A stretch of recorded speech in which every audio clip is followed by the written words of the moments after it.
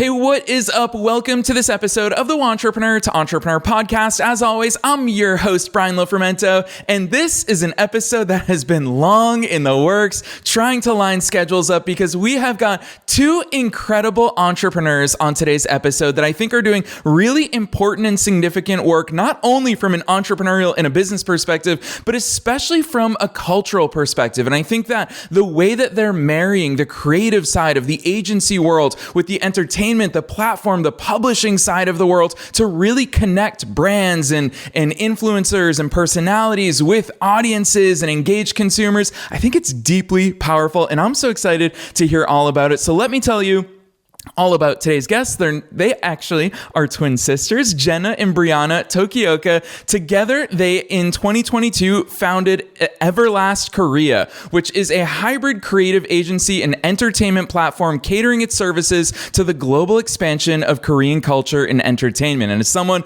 who lived in California, I know how deeply impactful Korean culture is, not only on the West Coast, but all throughout the United States. So I'm excited to dive deeper. The global entertainment platform side of their business strives to evolve alongside the ever-changing media and entertainment landscape by establishing a genuine global platform where more authentic storytelling, documentation, and global coverage about Korean culture and entertainment can take place in collaboration with its clients and partners. As a creative agency, EVERLAST KOREA continuously seeks unique ways to provide a variety of data, tools, services, solutions, and resources for talents, brands, businesses based in South Korea that will help them expand within global markets without having to sacrifice their rooted culture and identity.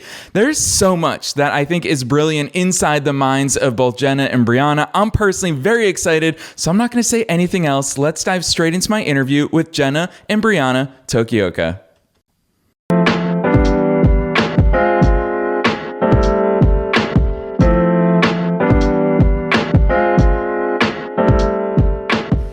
All right, Jenna and Brianna, I am so very excited that the two of you are on the show today. Welcome to the show. Hi, Brian. Thank you so much for having us.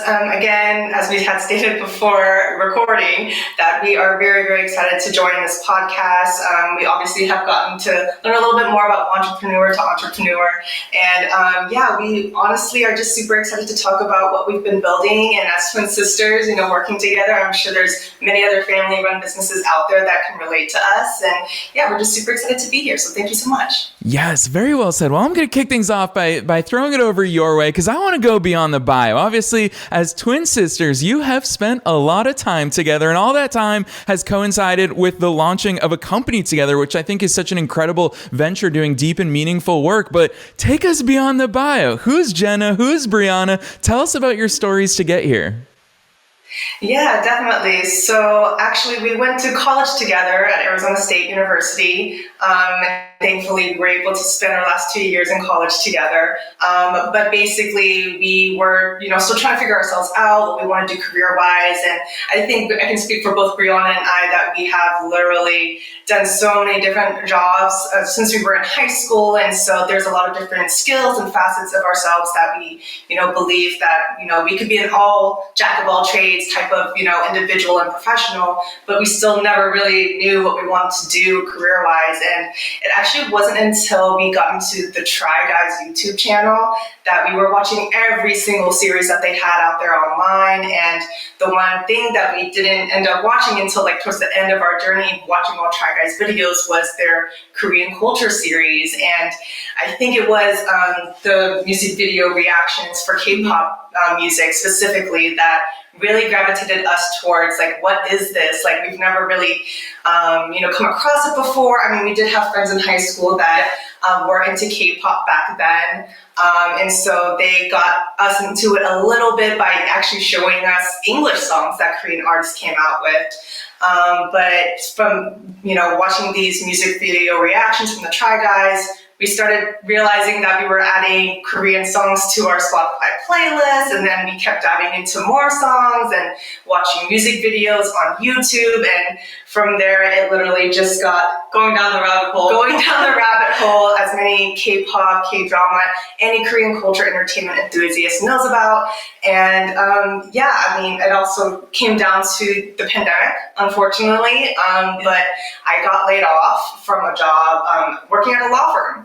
I was doing professional development work and still not really understanding what I wanted to do, but when I got laid off, I ended up following my passion, which was Korean culture and entertainment. And I ended up getting internship opportunities remotely to work with South Korean startups based in Seoul. So I gained my experience from there. And Brianna, I guess you can chime in on your experience as well. Yeah, I mean, I think what we have really good in common is that we have a very big passion for music.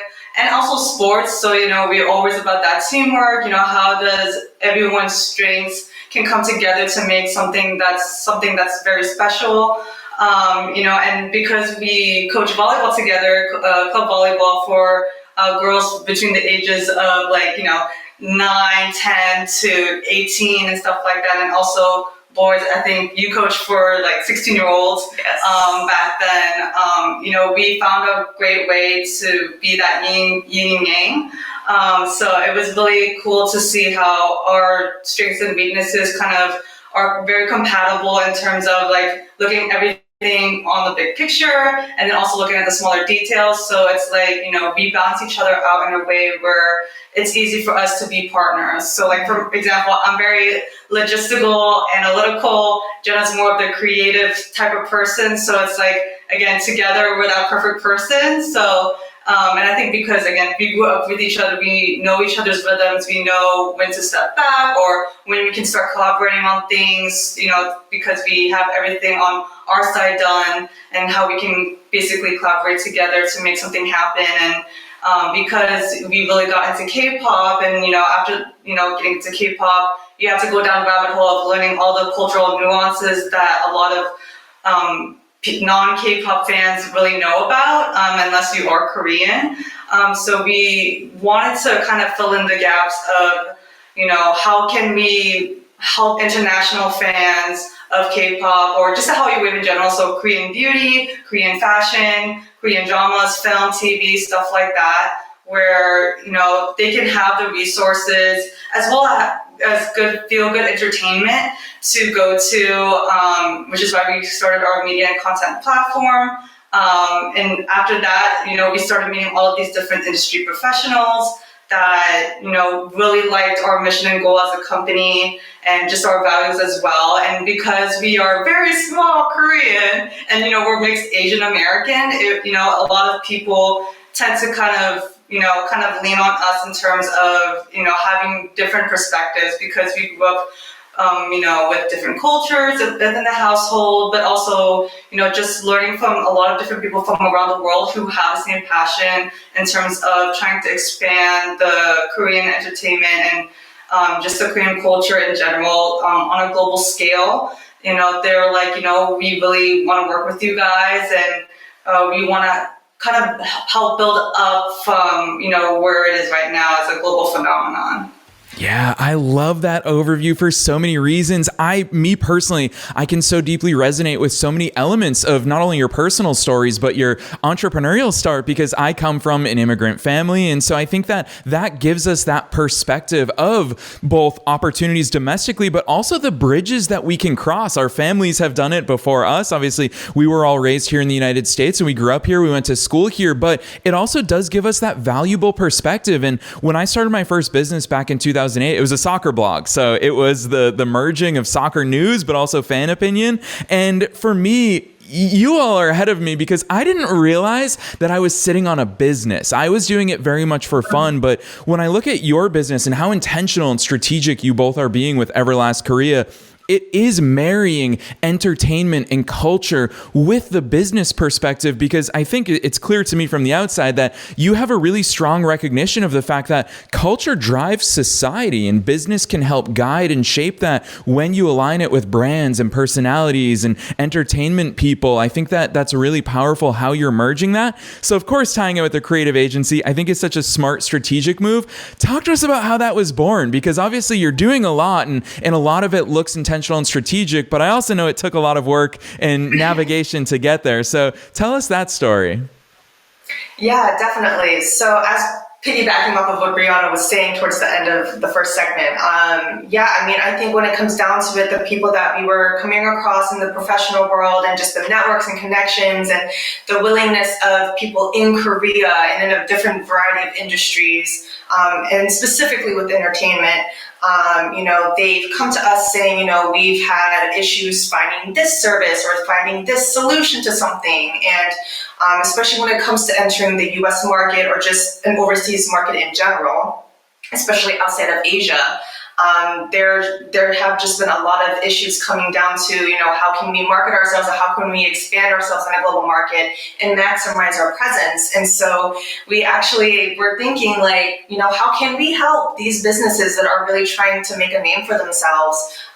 And at the same time, we were like, you know what, we like creating solutions for things. And so our creative agency just really started off of people telling us about their stories and really trying to figure out how they can maximize their business overseas. And so we just started brainstorming ideas of what we could potentially help with, just based on what our network has been talking about, but also just doing extra networking with people who are actually experts in, PR and marketing. It could be e-commerce, it could be event management, anything revolving around what our network was looking for. We were just talking to experts based on the region that they were looking for. And thankfully that grew our network internally. And so we just ended up finding the right global partners that were willing to take in, Korean culture and entertainment based businesses, and helping them expand their business in whatever region they were looking into doing. And granted, yes, some of these global agencies had never really worked with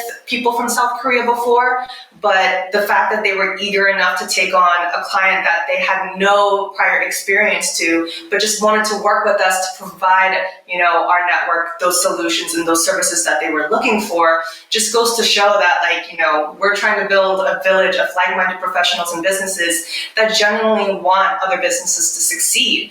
And, if that could mean bringing, a business from South Korea to Canada or to the United States or anywhere in Europe, that also brings consumers in those regions another opportunity to find something that they maybe have never found before. Maybe they're finding a product or service that they've been longing for, but it hasn't been in that market. And so there are just so many things coming out of South Korea that are great, whether it's technological or a service, a product, whatever it may be. And we want to showcase that. And I think Brianna can talk a little bit more about, just how our creative agency sort of operates in terms of in-house and outsourced services. Yeah, so I think, the main point of us, again, building a village with like-minded professionals is that, we want to help make a positive impact or influence within the entertainment industry, because obviously no matter what industry you're in, there's always going to be the good, the bad, what's rumored to be, what goes on in the industry and stuff like that. And I think because my sister and I were always about, fandom and culture as well as entertainment, right? Especially because, we're based in the US. So, TV, film, Hollywood, I guess you could call it, is very, very impactful all over the world. It's not just in the States. So, we wanted to help bring more opportunities for, K-pop artists, Korean actors, or even just startups that are coming out of Korea and maybe even moving them here to Silicon Valley to learn more about how they can expand their business or brand on a global scale. Because, I think just because you have some type of success in the States, right, you're going to have a lot more eyes on you from different countries, different regions. So we wanted to kind of help, brands, businesses, and talents from South Korea. And it might not even have to be, they're Korean. They could be people who are working within the Korean entertainment industry, but are coming from the States or Canada or Japan and China and stuff like that. We wanted to help give more opportunities where, they're not spending so much money, just to market here. We want to be able to provide different affordable options that can work with different budgets, but also work with people who just have very good intentions to help our clients. So we have in-house services where we can do, PR and marketing. We can do video content, whether it's original series on our YouTube channel, or exclusive content in terms of like maybe doing video interviews with K-pop artists to help promote their comebacks and, you know, their any upcoming music releases that they're coming out with.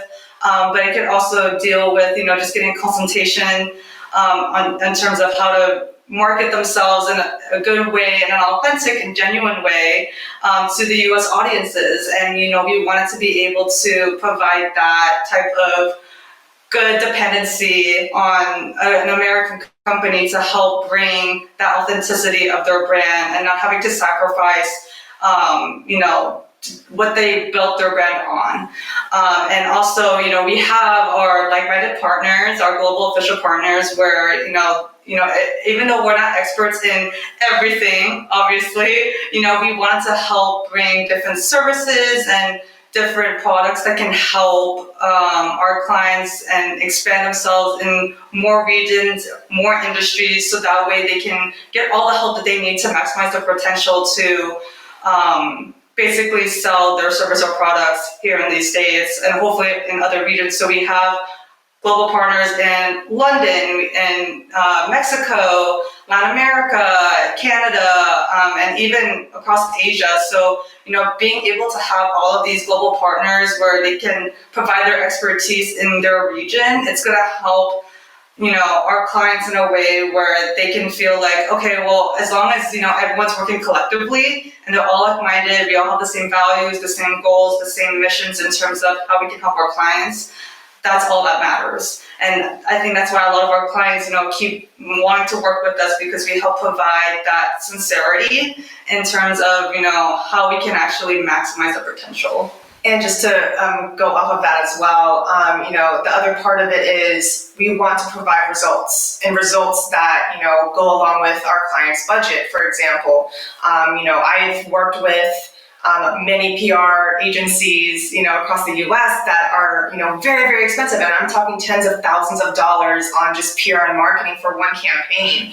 And, you know, most of the time they weren't either providing the results that they said that they could, or they just end up, you know, not having the transparency and communication. So the process of the campaign is just so much harder to do. And we just wanted to make sure that anyone that we come across in Korean culture and entertainment, they have the right partner that they can consistently communicate with. And that's why we're also here. EVERLAST KOREA can be sort of seen as a middleman when it comes to, you know, helping, you know, our clients expand their business in another region, especially if they're working with our global partner. But that's the other part of it, is we're here for any translations that need, you know, between our client and our global partner. It could also be helping our global partner understand a little bit more, like, here are some cultural nuances that you need to know about our client and their culture, and let's just make sure that they're being marketed correctly. And so, you know, when it comes to us at EVERLAST KOREA, we just want to make sure both our global partner and our client are growing their business together along with ours. And I think, you know, just having that collective mentality is just something that I think is needed in entertainment.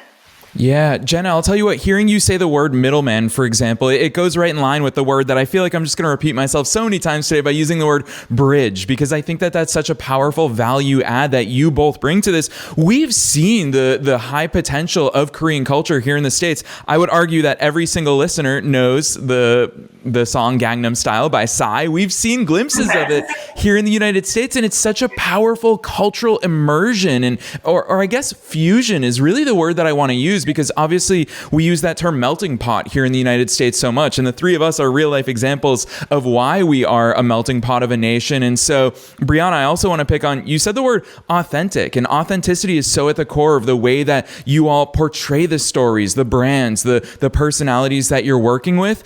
Talk to us about being that bridge and the authenticity behind it, because it's not just, you're not looking for the next one hit wonder from Psy with regards to Gangnam Style. You are looking for that deep rooted impact. What are some of those cultural considerations? Because we know there's opportunities there. When you look from the Korean perspective or from the American perspective, what makes these markets so different and so opportunistic for us to really merge them? Yeah, just going off of what you were saying about middleman and authenticity, I think the one thing that Korean culture is bringing to not just the US, but just to people worldwide, is this sense of nostalgia with Korean culture and entertainment, specifically entertainment pertaining to K-pop music, for example, the first generation of K-pop was in the 90s, and, it was very much 90s R&B and hip hop, also American pop that was, sort of their inspiration.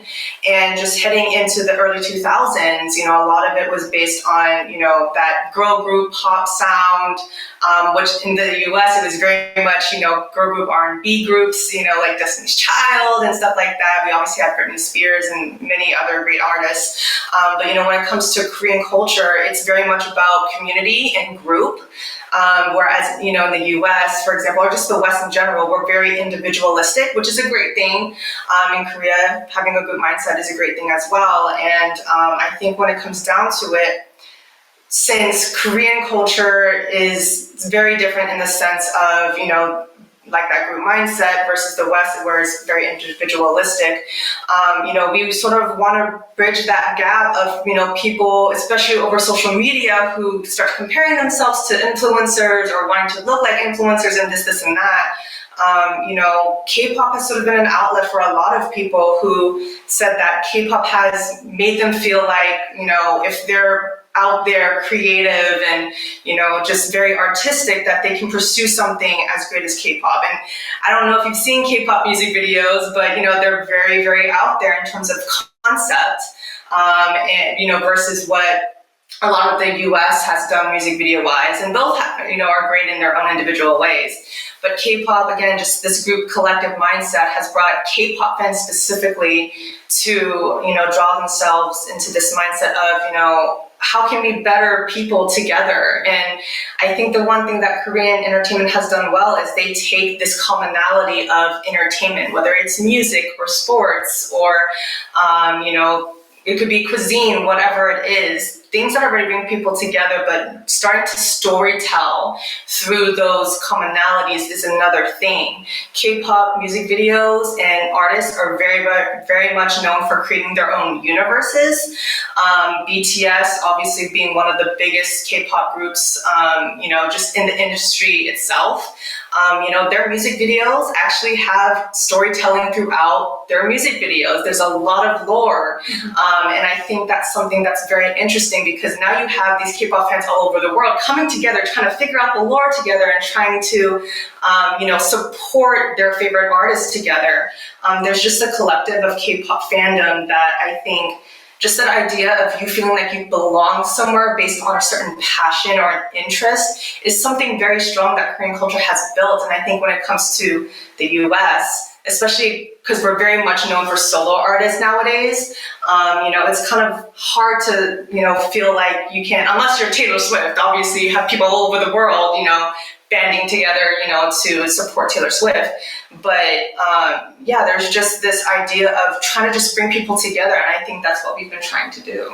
Yeah, I think also what our main goal is, especially if we're working with K-pop artists or even Korean actors and stuff like that, is that we try to humanize them. I know that there's, in Korean culture, especially in terms of entertainment, right, they like to put, them on a pedestal. That's why they're called usually K-pop idol. But we kind of want to help drive away that term idol and put them as artists, because for me, an artist is all about showing your humanity, right? Like in art, whether it's visual art or, something in terms of music, right? TV and film, like you want to be able to relate to people. And that's why people are always looking for entertainment to either escape or to get answers from something. In terms of, where they want to go in their lives, or, how they can fix a problem that, they're trying to figure out in terms of how to get out of that problem. And, we want to use the term K-pop artists just because we want to humanize them, because obviously, humans are human no matter, how much money you make, no matter, your status in society. If you want to look at it that way, we want to be able to show that these artists, yeah, they might be living luxurious lives in some way, but a lot of other people that might not be like a BTS or a 17 or even a Psy, they're still struggling to, make their dreams come true, to become bigger, to gain more fans all over the world and stuff like that. And, I think because we want to be able to show their, again, like a K-pop artist's authentic side, we want to show them their real personalities. Because obviously, no matter if you're a celebrity in the States, in Europe, Asia, Australia, like you're always going to have some type of persona that you need to keep up, right? Because you need to keep up a good reputation. You want to be a role model for society. And there are going to be people who want to use their public figure type of status for, to talk about social issues and stuff like that, which is great. But I feel like when you are a celebrity, you don't always have to talk about things that are going on in the world, because you're focusing on your own things. You're trying to focus on your fans. You're trying to focus on how you can grow your career, especially if you're in a group, right? You're gonna want to be able to stand out individually as well as be a part of a group. And we just want to be able to show that artists are humans. We want them to be able to be more of themselves on camera, off camera, so that way they're not struggling to try and figure out who they are. And I think, BTS and 17, for example, are pioneers in that. They're spearheading everything in terms of, trying to build a more personable persona that's closer to who they actually are, instead of just trying to be someone that they think they should be. I would even put Epic High in there. Yes. And Epic High, who has been a role model for many K-pop idol groups that have made it so big, like a BTS and 17. Epic High is a not duo. They're a trio of hip hop. They're a hip hop group, and so for them, they're married, they have kids, and they're touring, and they're like really just being their true selves as artists, but also as people. And I think a lot of people have been gravitating towards Epic High even later into their career on an overseas level, because they're just so authentically themselves. I mean, one of the members literally just markets the group so perfectly. His name is Tableau. Definitely check him out if you haven't. But yeah, Tableau, I mean, he uses memes to market their music releases, and they even, make some, humorous, points of view of like the idol world. Like, yes, they're a hip hop trio. They're not an idol group, but they took concept photos that idol groups would, just to sort of show like, we can do this too, but we'll do it in our own way. And I think, that just points to what Brianna's talking about, is people just want to resonate with other people, even if they're seen and deemed as a celebrity. But, if these, celebrities are able to show more of their human side, I think, the healthy relationship between the fan and the artist or the actor, whoever it may be, will just be all the more genuine. And I think that's something that's a little bit needed more in entertainment. Yes, gosh, I love hearing you two talk about these differences, because when you both talk about the market, you do it in such, obviously we're using the word authentic, but I'm going to add to that, an intentional way. I always have loved that concept that success leaves clues. And so when the two of you are looking at the success of BTS or anyone that we could talk about here today, you're doing it through the lens of what is it? What's at the real root of it? And listeners, I'm going to call all of you out. I knew that we could learn so much from Jenna and Brianna here in today's episode. This stuff applies to all of us. The way that they're talking about authenticity and storytelling and the visual delights and the way that they can make our senses dance with the way that we consume content. All of this stuff plays into all of our brands. It isn't unique to entertainment. So I love the insights that you're both sharing with us. And I really want to give you very public kudos, because the way that you're both doing this, having gone through EVERLAST Korea's website, which we're going to talk about at the end of today's session, you're delivering this content in really unique ways. And so Jenna, you use the example of K-pop music videos and how those are a feast of the senses. And so scrolling through your website and seeing the way that music is embedded right there, playlists, as well as your EVERLAST digital magazine content style, I absolutely love. It's dynamic. It's got videos. It's got fun questions. And so talk to us about some of the ways that you're delivering this content, because I think you both are pushing the envelope there as well. Yeah, definitely. I think when it comes down to our content, a lot of it is, again, just in collaboration with whoever we're working with. We do work with PR agencies. We do work with artists and management teams directly as well. We've also been talking to Korean brands who may want to, participate in EVERLAST magazine as well. But yeah, I think when it comes down to it, a lot of what we're doing is we're either outreaching to people who we are eager to work with because we do know about them, we know about their work, and we obviously want to showcase it in a way that maybe hasn't been done before. I mean, we're trying to be that media and content platform that isn't just trying to, rush out content just to keep an algorithm going or to just show that we're doing work. Like, we always take on every project with meaning, whether it's covering a press release or whether it's conducting an exclusive interview or creating original video content. A lot of what we do is in collaboration, being transparent with our client and being like, hey, like, this is what we envision for what we could do for you. How can we best help the direction that you do want to go in? And we do provide some of our insights when it comes to, what fans have been saying they've been wanting over social media. Also, we do our research. Our team does research on a lot of the people that we work with. And we, I don't know if everyone, on this podcast has, any idea of what EVERLAST KOREA's platform has to offer. But even when it comes to press releases or exclusive interviews, we always make sure to provide a bio of the person that we are, talking about. Because a lot of the times what we want to do is provide the community members for EVERLAST KOREA, we call them Everlasters. We want to provide Everlasters who may not have known about a specific artist or CEO of a startup or a Korean brand to let them know what they're all about. But doing it so that, it's not just like a Wikipedia or K-pop profiles type of bio, but really providing the in-depth storytelling of who these people are and how they came to be, their journey, who they are now, and what they've accomplished.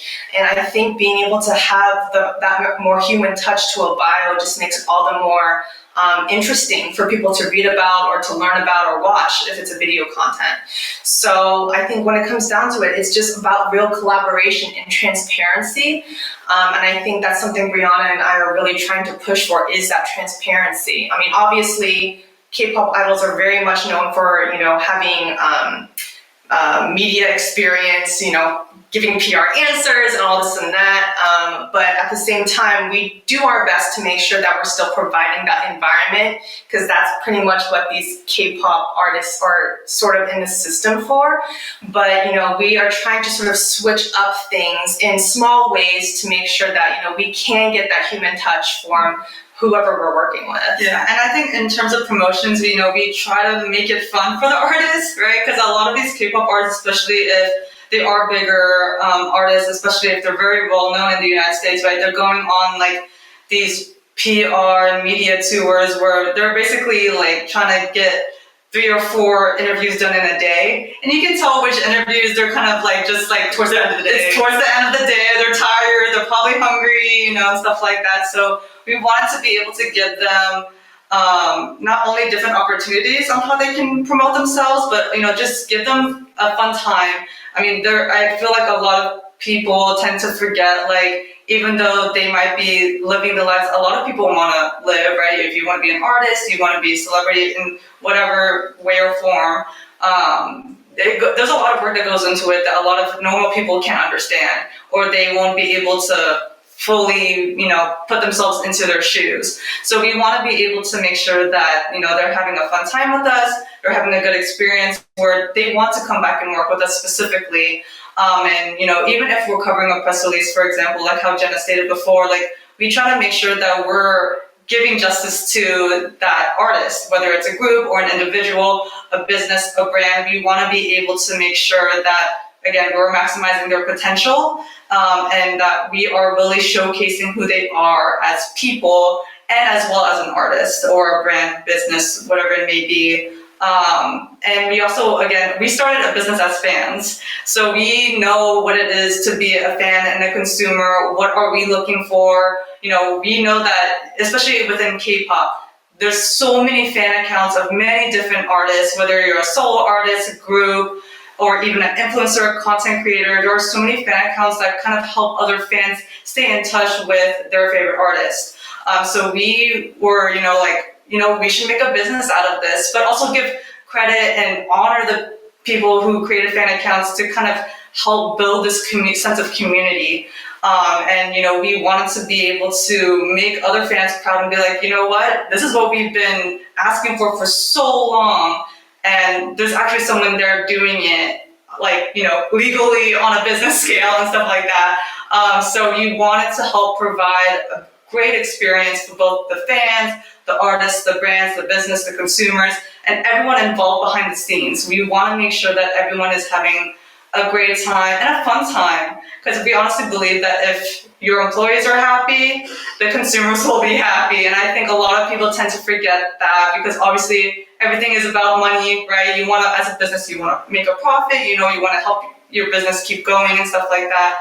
But it's also, again, the intentionality behind everyone that you're working with. You want to be able to work with people who are very like-minded, who have good intentions, and who honestly just want to make a positive impact on society. Yeah, and just piggybacking off of that, I think the other part of what we're doing with our content in video or written format is the fact that we are doing it for the fans, but also for those who might not even be fans of whoever we're writing about or that we're filming. We want to create an environment where we're informing the public about, who this person is, who this brand is, who this business is, but also for the fans, we're providing them new things that maybe have not been said before, or we're providing them more deeper insights into their favorite artist or their favorite brand. And I think being able to have that mindset, in which our team is very much like, okay, how can we take the person who isn't a fan to be able to read this and at least understand and respect who this person or who this brand or business is, and then at the same time still giving the fans what they're wanting, which is new content, which is new information. New questions. We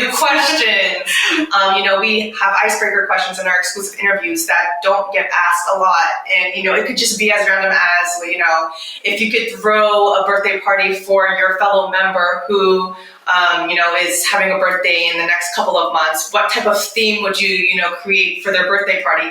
Something just out of the ordinary, but something's just so relatable and so human that it makes the reader, whether you're a fan or whether you're just a public viewer, just be like, oh, okay, like this sounds a little bit interesting, or this person sounds interesting. And it's just creating that dialogue of being informational, but also entertaining. Yes. You know what? I'm going to call this out because Brianna, you said it. You started this business as fans, but it's so clear to me, and I'm sure to every single listener today, that you're now running this business as true entrepreneurs. And I love the fact that you're years into this journey together. And obviously your company has evolved and the way that you've worked has evolved along the years. And I know that there's more changes coming in 2025. And I'm so excited to follow your successes from there. But I do want to talk to you all as entrepreneurs. We always close these episodes out by asking the same question. And today we get a little bit of a bonus because there's two of you. So we're going to get some bonus insights. But what's your one piece of advice for listeners tuning in? I know that they're going to be super inspired by the way that you both view your industry and the bridge, the cultural role that you play with everything that you're doing with EVERLAST Korea. But knowing that we're being listened to by thousands of entrepreneurs in over 150 countries, what's your advice for them? Because you've got a few years of entrepreneurial experience under your belts and so many evolutions and improvements and things to refine and optimize over the many coming years. But what's your one piece of advice? And I guess two, because we have two of you today.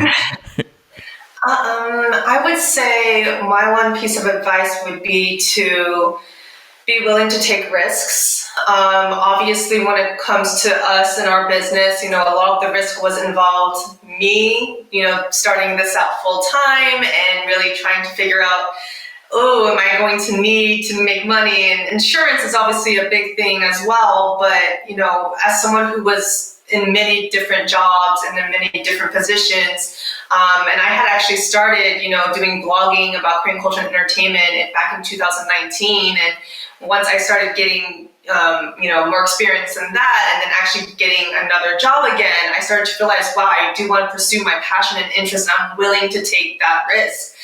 And obviously, being on our entrepreneurial journey now, a lot of the risk involved is, who are we willing to create relationships with? Who are we willing to partner with? What are we willing to, potentially give up if, let's just say, we're handling a project with a client and we're working with our global partner? There are a lot of risks involved, whether small or big. And I think when it comes down to it, my biggest piece of advice is to be willing to be open and to take, scary moments and potentially make it a successful moment in one's life. And even if it's not successful, you're going to learn. So I think either way, taking a risk, whether you win or lose, there's always something great attached to it, whether it's learning a lesson or, succeeding into a goal. So I think that would be my piece of advice. Yeah, and kind of, piggybacking on what you said is, I think, especially because like I'm a very precise person, and I'm sure there's a lot of people out there who are just like me. It is scary to think about taking risks and stuff like that, but I think as long as you are confident in taking that risk, that's something that I feel like a lot of people tend to forget in terms of, whether or not you should take that risk. Always feel confident about taking that risk, always weigh the pros and cons, always do your research. But I think also, always be open to being adaptable and always be willing to evolve your business. You might have a very, precise vision in terms of how you want to run your business, what your business is about. But I think, especially if you don't have a business background, you want to be able to adapt to all the different things that will come your way as an entrepreneur. But I think I'm actually going to give 3 pieces of advice, if that's okay. So for me, my number 1 piece of advice is if you feel like you're not getting opportunities, always give yourself an opportunity. You feel like because of the advancement of technology and just, being able to communicate with many different people around the world, always be willing to network with other people. There will always be one person that can change your life and your business. And I honestly believe that, reaching out to people on LinkedIn, whether it's, DMing them on LinkedIn or sending an email, stuff like that, there's always going to be one person that will say yes to meeting with you, talking with you, mentoring you in any way. And, again, if you not feel like you're getting opportunities, you can always create opportunities for yourself. You should always be confident in yourself to make your business, your dream of your business. My second piece of advice is, to always feel like, always take risks in terms of who you are as a person. Always be willing to grow. Because if you can grow yourself on a personal level, your professional career will grow as well. So that's my second piece of advice. I think my third piece of advice is to always remember to have fun. I know it's a lot of, it's going to be very stressful to run your own business, to create your own business. But I think at the end of the day, if you're very passionate about what you're doing, you're having fun with what you're doing, you will make your dream a success. Never give up. I feel like a lot of people tend to give up right at the moment where something big is going to happen. And you never know when that moment's going to come. But if you have a gut feeling that okay, my business is growing, I feel like something is going to happen, keep going until something does happen. So that's my last piece of advice. Just like Winston from New Girl, if you're a big fan out there, our moments will come, your moments will come, and you just got to keep working towards it. And, whether that's your plan becoming, your successful journey, great. Or if it's your plan, but you end up going another route and you're successful, everything will be okay. You will have your moment. Yes, these are incredible pieces of advice from 2 incredible entrepreneurs that I'm so grateful we've had the chance to learn from here today. I also know that hearing you both talk about the great things you're doing with EVERLAST Korea is one thing, but seeing it is a whole nother thing. So I'm super excited for listeners to go deeper into all the incredible work and content that you're doing. It's so important in so many different ways. So ladies, drop those links on us. Where should listeners go from here? Yes, we're on Instagram at everlast.korea. You can also check out our link in bio on our Instagram as well. You can find us on Threads, on Twitter. I know some of our Instagram handles have a dot in between EVERLAST Korea, or it's a underscore. So just be on the lookout for that.